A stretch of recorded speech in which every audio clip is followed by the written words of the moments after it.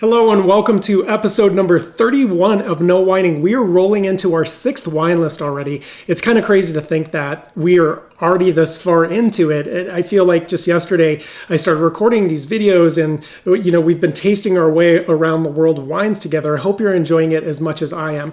Now I want to start out episode number 31 doing something a little bit different. And what the wine I'm starting with is a red wine made from a really rare grape variety. And as I put in the notes in the wine list itself, I wanted you to pick something that was either really rare or it's rare and different for you. It's something that you haven't tried or experienced before to kind of branch out and have a different experience. So that's going to be wine number 1.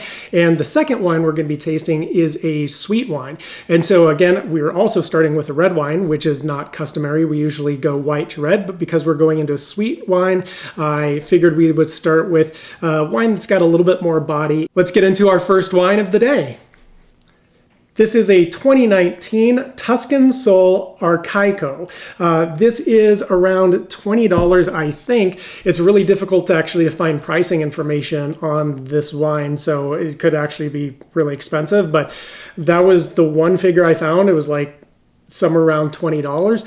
I got this wine actually gifted to me from a friend. I believe that she bought it when she was actually over in Italy, and so that's why I couldn't find it anywhere here in the States. And so that's the story behind wine number 1. The variety on this is Abrusco. Now this is a Toscano IGT coming, of course, from Tuscany.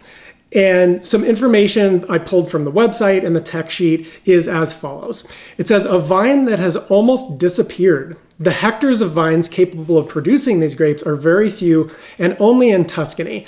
Now, I wish they would have elaborated, because actually when you dig into this a little bit more, you find out that there's less than 6 hectares, okay, out there of this planted anywhere in the world. And so a hectare, there's only 6 hectares, and a hectare is only the size, it's like a square with 100-meter sides. So 6 hectares would be the equivalent of about 15 acres here in this state. So that means that this variety is almost extinct. All right, it says at Tuscan Soul, we really care about this wine. The selection of the shoots, the manual harvest of the grapes, and the choice of the best bunches. The grapes are harvested manually. When they enter the cellar, they are crushed and destemmed, followed by alcoholic fermentation at a controlled temperature with targeted punching down and pumping over. A few days after alcoholic fermentation, malolactic fermentation occurs. The wine is then racked and goes to age in French oak barrels for 24 months, resting on its own fine lees until preparation for bottling. Duration of aging in bottle is 10 months. All right, let's get on with the show. This wine is a clear, deep purple color with, looks like high viscosity there on the glass, maybe a touch of staining of the tears. Let's take it to the schnoz. All right, this wine is clean. It's got medium plus intensity of aromas, I would say, of cherry, maybe a little bit of cooked blackberry. Also picking out a little bit of black currant in there, and then there's some fruit development in here, so I find that interesting. I'm getting a little bit of a fig quality from this wine. Then some oak qualities like vanilla, charred wood, and on the floral side, I'm getting a little bit of cherry blossom. Also a little bit of lavender quality to this wine, I would say. On the herbal side, just a little bit of rosemary as well. Yeah, and then like a cedar, some leather, tobacco, and maybe rounding out with a little bit of smoke. Okay, let's take it to the jaws.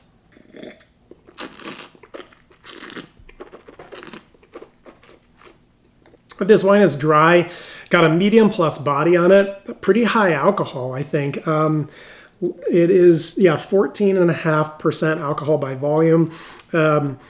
Medium plus in terms of acidity, medium plus in terms of tannins. There's pronounced flavors in this wine. So pronounced flavors, we had like medium plus intensity aromas. The flavors are a little bit stronger on the palate. This wine has at least a medium plus finish on it. So this is for me a real treat to try something that's so rare like this, and to have found it and to have a friend that gave me something like this. And this person is just so sweet, and she wants people to be happy and make sure they have things that they enjoy. So I remember her giving this to me, and I've had this for well over a year, and I'm so excited to dip into it today. But this is a outstanding wine. It really is, and especially if this is a $20 bottle. I mean, this is a killer value. The only problem is you probably can't find it anywhere unless you go and visit the vineyard. Maybe there's a way to get it online, but it didn't look very straightforward when I checked it out. But this is a terrific way to kick off this episode. Let's go to wine number 2. This is a W&J Graham's 10-year aged Tawny Port. And by the way, I closed the curtains a little bit because I was being blinded by the sun. A little bit of change of lighting I think is going to help me get through this video better. But this is a non-vintage because that's just this stylistically. Ports are blends of different vintages and they're aged and kind of everything's blended together. So it's not going to have a vintage year on it. This is a $35 bottle of wine. And the varieties on this, there's Tinta Cao, Touriga Francesca, Touriga Nacional, Tinta Roriz, which is known as Tempranillo in Spain, and Tinta Barroca. Now, this blending of grapes is one of the reasons, like you bring all these different varieties together, that's part of what gives port such great depth and complexity as a wine. The region on this is the Upper Douro Valley in Portugal. This is where port grapes are grown, right? And it's the oldest legally demarcated wine growing region in the entire world. It was established in 1756. 1756, like that's crazy. All right, vines are planted on schist soils and bedrock on the long, winding, steep slopes of the Douro River. Now, whereas most sherry is dry, all port is going to be sweet. And this is because the alcoholic fermentation is halted when the alcohol level reaches somewhere between 5 and 10%. And they add a neutral grape spirit, essentially brandy. Now, this high level of alcohol, this spirit kills off the yeast that is doing the fermentation, right? That's consuming the sugar, changing it into alcohol. Well, when you fortify wine like that, it kills off all the yeast. And so what you're left with is there's a bunch of sugar that hasn't been converted to alcohol, and that's where you get the sweetness of the wine, okay? Now, the wine is then aged for a long period in oak barrels. I want to take you again through this process because it's so fascinating, like how these wines come into being. So the wine is aged for a long period in oak barrels. This long, gradual oxidation gives tawny ports the unique character, right, and flavor profile.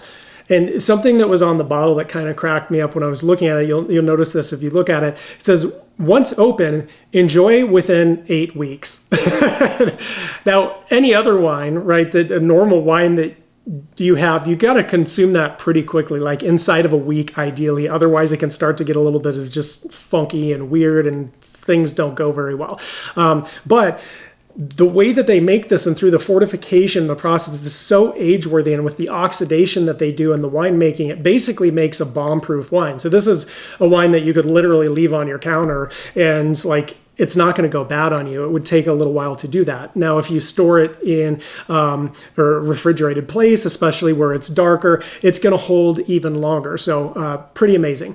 Now, a 10-year tawny port, essentially that 10 years, it reflects the average age of the blend in the bottle, okay? Because there's also 20 and 30 and 40-year versions of tawny ports. Now, tawny ports are ready to drink right off the shelf, right? Like as soon as you buy it, versus vintage ports that need very long periods of aging in the bottle before they're really ready for drinking. Now, you may have heard of this. People will talk sometimes about vintage port, that when you have a child, and this is a tradition with a lot of people, they will buy a bottle of vintage port because that is a bottle that you need to lay down for a good 18 to 20 years before you would even really think about opening it and drinking it. And so what they'll do is they'll lay the bottle down when they have a when they have a child, and then they'll wait until their 21st birthday and they'll drink a bottle of the vintage port with their child. This is a little bit different though. It's much more readily accessible as soon as you pull it off the shelf, so that works out really well for us. Some information from the tech sheet. It says, founded in 1820 by William and John Graham in Portugal's Douro Valley, for nearly 2 centuries, Graham's has cultivated its reputation as one of the greatest names in port.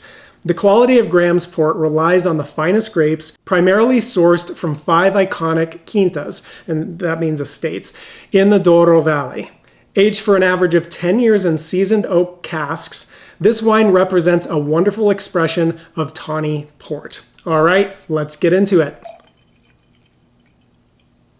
Okay, a couple of things I would like to point out here. Number one is I poured myself kind of a huge glass of this, and you may not want to do that at home.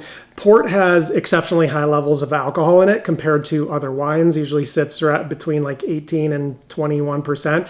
So a little bit goes a long way, but apparently I'm going to have a lot. All right, let's look at the rest of this. I'm going to call this a pale tawny color. It's definitely got really high level of viscosity, right? Like the tears coming down the sides of the glass. And let's give it to the schnoz. This wine is clean. It's got pronounced aromas of like fig and prune is what I'm getting first. Let's dip back in. Oh yeah, that's like toffee and caramel and dark chocolate and coffee. Oh, I love this on the nose. Got this like rich nutty quality to it, like walnuts, roasted almonds, some roasted hazelnut as well. Okay, I'm gonna round this out with musk and maybe just a hint of smoke. However, what's really striking me right now is like a maple syrup type of a quality. Are you getting that at home? I'm getting a lot of that. Okay, let's give it to the jaws.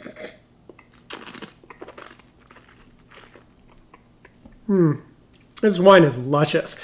It's got this full body, really high alcohol, as we established already earlier and talked about. Let's see what the exact percentage is on this. This is 20% alcohol by volume. High acid in this wine for sure. And I'd say low levels of tannins and really soft also. But just these pronounced flavors, right? Pronounced flavors. This lingering, delicious, just sumptuous finish that just keeps going and going and going. And so this wine as well, this is outstanding, right? Like got incredible balance. It's got phenomenal length on it. It's got terrific intensity. It's got the complexity. It's kind of got the whole package. And so I'm really glad that I made the decision. I actually kind of like right at the last minute switched the wines that I was going to do because I just sensed I wanted to do something fun, right? And a little bit spontaneous and kind of mix the whole thing up. Before we sign off here, I want to give you a heads up that down in the description, I put links to a couple videos. The first one is from the actual vineyard, the Tuscan Soul vineyard of the first wine. And then the second one is just a quick video rolling through the Douro Valley to give you a little bit of a sense for the landscape, the climate, the geography, like all the different components that are so important and really shape the character of the wine and the foundation for it all. So check that out, and I will see you back here in episode 32.